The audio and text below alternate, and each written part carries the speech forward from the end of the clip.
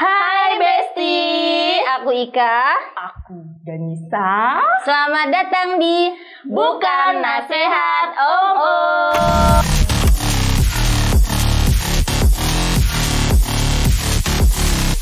Nadanya gitu kok. Natural. Selamat datang di Bukan Nasehat Om. Gitu. Iya, Gitu ya. Gitu ya. gitu aja.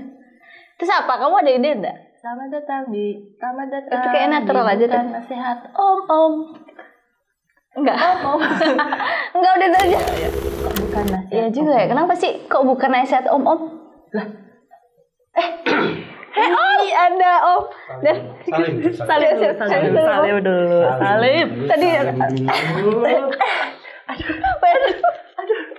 halo Om. Di kondisi kan? Iya. Dari mana Om kok tiba-tiba datang sih Om? Iya Om, gimana nih Om? Dari belakang set. Dari belakang set. Duh, iya dong. Iya oke. Jadi begini, Gimana Om? teman-teman. Aja. Gimana kok kalian diam? Nggak kayak tadi ada om. Begini, kalian lihat kan tadi openingnya mereka seperti apa. Jadi ini adalah ponaan-ponaan om yang susah sekali dinasehati. Jadi mereka di sini akan memberikan opini apapun opini mereka karena mereka sudah dewasa.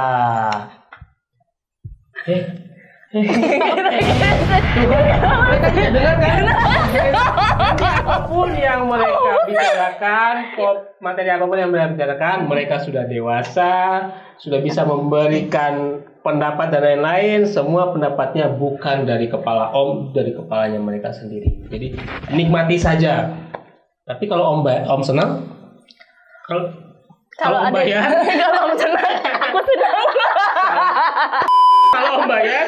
Dede senang. Oke. 50. Saya kalau ada somasi, bukan tanggung jawab om.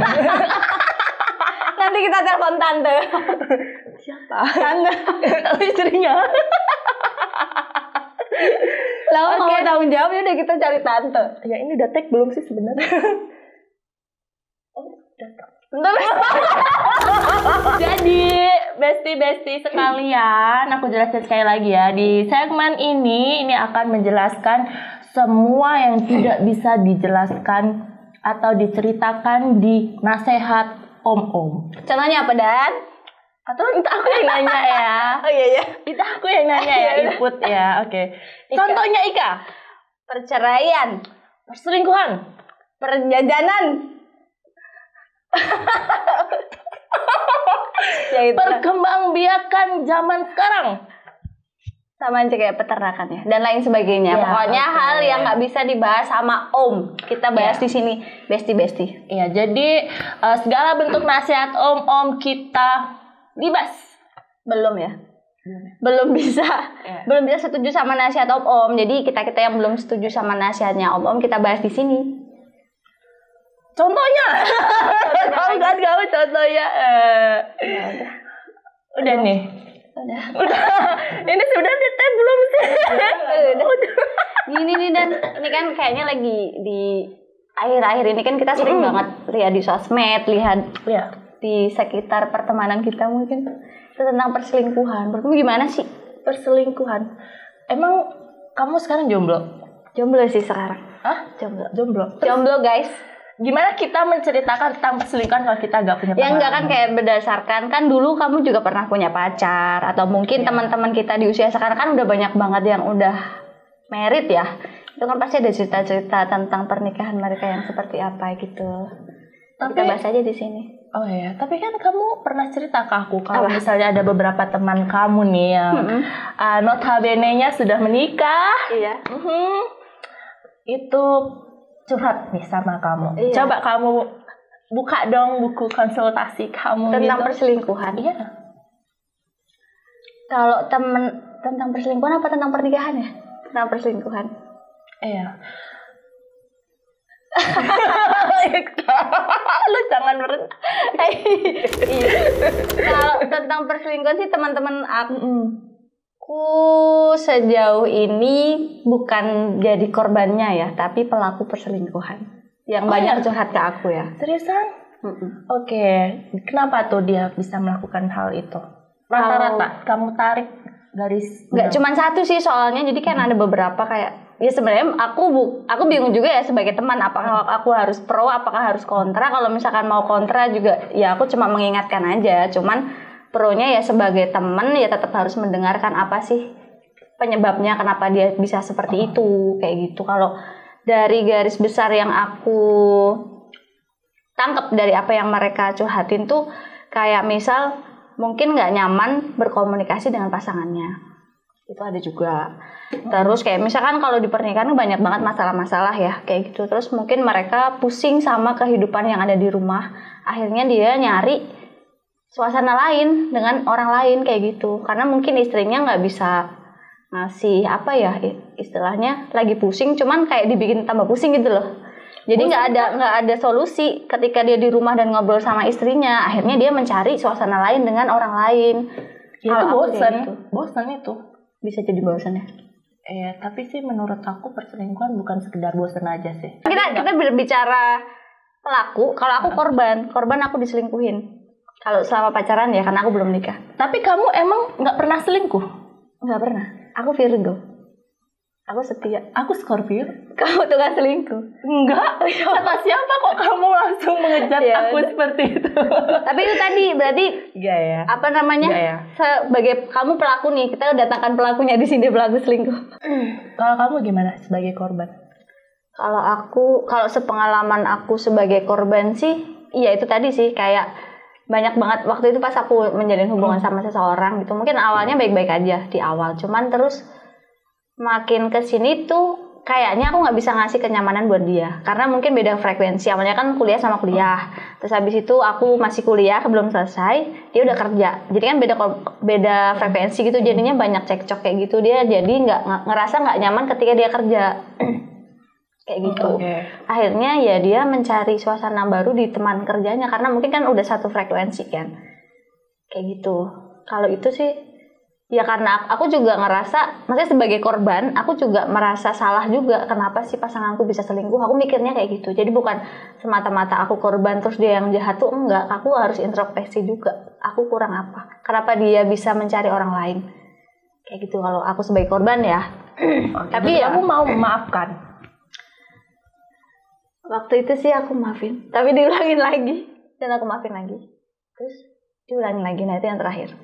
Udah 3 kali. Udah. Tapi kata orang selingkuh itu tabiat nggak sih? Tabiat. Jadi kalau emang pada dasarnya dia orang suka selingkuh, dia bisa selingkuh juga. Iya. Iya banget. Iya. Bisa kemungkinan ya karena dia udah tahu caranya gimana. Oke, gitu. Nah, kalau misalnya kamu lihat nih dari berita-berita sekarang, kayak ya kan kamu tahu sendiri kan yang kemarin aku ceritain yang kayak Desta tiba-tiba cerai sama istrinya. Itu kamu di mana? Pihak mana? Pihak Destanya apa Natashanya? Kalau aku sih ngefans sama Desta, cuman kalau aku ngelihatnya sih karena mereka ya itu kan udah nggak satu frekuensi. Mungkin yang aku alamin dulu ya. Kayak sekarang kan Natasha udah hijrah gitu. Terus habis itu si Desta kan masih dengan keasikan dunianya lah. Mungkin karena udah nggak satu frekuensi, terus Desta ngerasa terlalu baik mungkin, atau aku nggak ngerti sih. Tapi kan itu berita juga masih simpang siur nggak sih kalau yang selingkuh, dia selingkuh apa enggak? Iya, itu fitnah tahu, nggak mungkin lah Desta selingkuh. Cuman menurut aku ya kayak itu setiap manusia tuh lambat laun, lambat bertambahnya waktu itu pasti akan berubah. Entah itu dia mengalami kemunduran atau kemajuan, itu pasti akan selalu seperti itu kemungkinannya. Jadi kita nggak boleh ini ya seujurnya untuk permasalahan Desta dan Natasha kan cukup mereka aja yang tahu. Betul. Kita nggak boleh mengira-ngira ini si Desta selingkuh, ini si Natasha begini, kan kita nggak tahu persisnya gimana. Tapi ya kita cuma berharap yang baik. Cuman walaupun terkaget-kaget ya, gila. Kaget itu pasangan banget. Romantis banget loh dari dulu itu. Cuman kaget aja kok bisa cerai, udah punya anak 3 kecil-kecil, kan kasihan ya anak kecilnya. Ya itu dia. Terus udah kita bahas kita berdua aja. Ya kita berdua ya. Okay. Terus Belum. Ya udah. Banyak banget soalnya berita-berita yang perselingkuhan ini yang buat geger. Iya nggak sih? Kayak Lumayan sih. kayak siapa itu Inara sama Virgaon. Virgon, iya. Benar nggak sih namanya Virgaon? Kalau itu parah sih, kalau itu kan emang udah beneran iya kan. Terus yang cewek yang selingkuhannya juga udah memunculkan diri nggak sih, sama ada bukti-bukti video dan transfer gitu. Kayak transfer kamu. Terus ketahuan juga kan tuh, kamu tahu yang Fandi. Kalau aku lebih suka ke Fandi sama Dahlia ini sih. Fandi, Dahlia. Nggak tahu lagi. Natasha sama si Desta itu juga nikahnya mereka di usia muda loh. Itu dia. Di usia muda. Kayak aku membayangkan ini perempuan-perempuan maksudnya udah mengorbankan mimpinya gitu kan. Udah kayak ya udahlah aku jadi, ya bukan kita menyalahkan menjadi ibu rumah tangga, maksudnya pasti ada hal yang dia dilewatkan ketika udah menjadi ibu rumah tangga. Iya benar. Apa mungkin ya cita-citanya ibu rumah tangga juga bisa jadi, atau mungkin mimpinya ibu rumah tangga juga, kita nggak bisa menyalahkan. Cuman menurut aku kayaknya masih banyak gitu loh yang bisa dilakukan. Mungkin bersama teman-teman, mungkin ingin mengenal cowok lebih banyak lagi kan. Iya. Kayak sayang itu, mungkin kita bisa kuliah ke luar negeri gitu kan. Juga ya. Kita nggak tahu kan ya keinginannya si yang perempuan-perempuan ini yang menikah duluan secara umur yang masih menurut aku belum matang. Nah itu juga tuh. Ya, sih. Apa namanya, usia pernikahan. Aduh aku batuk-batuk terus, aku minum dulu ya guys. Habis tahu-tahu nih sama dia. Aku juga deh. Ini apa? Ini arak Bali kah? Apa aku ini? Untuk om udah pergi, awas kamu ya. Nggak boleh kayak gitu-gitu di rumah om. Ini kawal-kawal loh. Gak tahu kan kamu? Aku nggak tahu apa itu kawal-kawal. Aku nggak tahu apa itu kawal-kawal. Ini lagi di rumah om, kamu nggak usah kayak gitu. Nanti kita di luar aja kayak gitu. Oh iya. Lanjut. Oh iya, tadi ke poin tadi. soal usia muda. Usia muda. Kan sekarang banyak banget ya. Kalau kita kan, ya buat adik-adik kita tuh masih usia ya 23, 24 itu mereka udah pada nikah gitu. Terus akhirnya sama temen-temenku juga sih, teman-temanku itu aku tanya, kamu nikah umur berapa? 23 udah nikah, 24 udah nikah, 22 udah nikah, dan akhirnya terjadilah hal-hal yang tidak diinginkan itu tadi gitu. Dan mungkin apa namanya kematangan usia untuk memutuskan menikah mungkin juga salah satu unsur terjadinya itu tadi sih, kalau menurut aku. Iya, karena belum siap kan. Iya, karena mentalnya belum dibangun dan belum mentok di si suami gitu. Sama dia ini belum bisa berpikir sesuatu tuh secara bercabang banyak.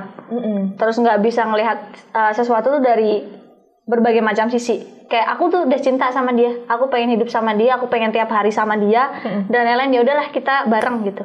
Tapi pas bareng mereka nggak mikir ketika bareng tuh apa aja yang bakal terjadi. Ada kebosanan, ada juga itu mungkin komunikasinya nggak masuk, akhirnya kayak gimana. Iya betul, akhirnya dia berpikiran, wah kenapa sih kemana aku buru-buru nikah, kenapa ya aku main nikah sama dia.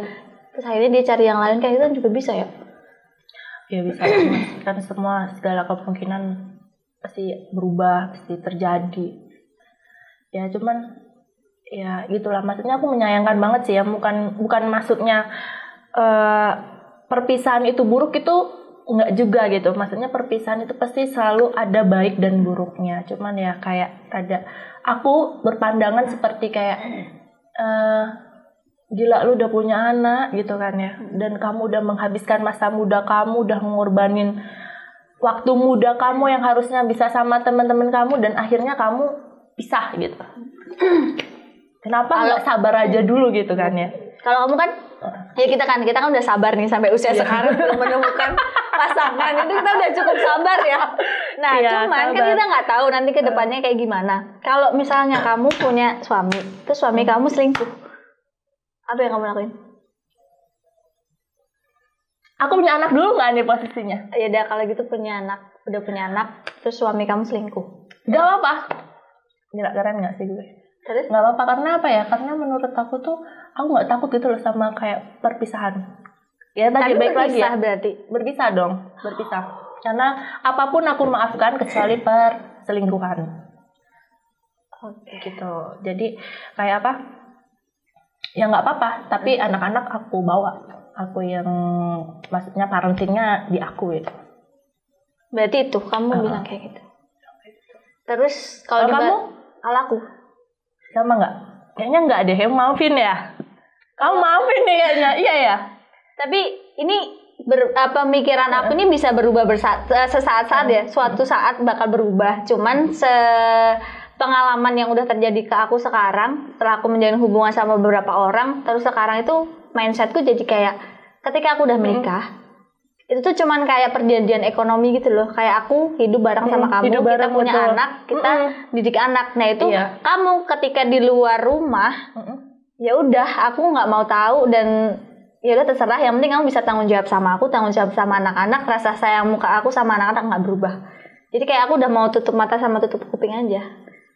Kalau aku gitu. Ya berarti nggak apa-apa kan? Kamu maafin kan? Nggak apa-apa. Lagi ada sih kan kamu sendiri yang ngomong. Kayaknya sih kalau aku sekarang mikirnya gitu nggak apa-apa kayak ya udahlah kamu di luar sana. Yang penting gimana? Takut aku ngomongnya. Ya, takut jadi enggak apa-apa kayaknya. Apa? Nggak apa-apa. Benar nggak apa-apa ya. Yang penting tanggung jawab ke aku, tanggung jawab ke anak, suatu saat ke aku dan lain-lain semuanya nggak boleh berkurang. Oke, kalau suatu saat lu curhat sama gue, gue diselingkuhin, gue jawabin gitu kan, bukannya lu maafin dan gue buka lagi nih video ya kan, ku play lagi ya kan, ku tempelin handphonenya di kupingnya, lu maafin. Lah aku tadi di awal aku udah confess loh, pemikiranku bisa berubah saat-saat. Apa sih pemikiranku bisa berubah? Nggak bisa berarti kan tetap lu maafin si suami lu. Kayaknya bakal sih. Kayak aku nggak bakal ketika aku udah ngurus anak, ngurus rumah tangga dan mungkin aku nanti berkarir, kayaknya aku nggak ada tenaga buat mikirin selingkuhannya dia itu deh. Kayak ya udahlah kayak gitu, yang penting duit lu ngalir, terus aku bisa berkarir, aku ngurus anak semuanya kecukupan, aku juga semuanya kecukupan kayak gitu. Aku bisa pergi sama teman-teman, bisa cari anak lain. Berondong. Oke. Enggak aja berondong ya. Aku juga suka kok.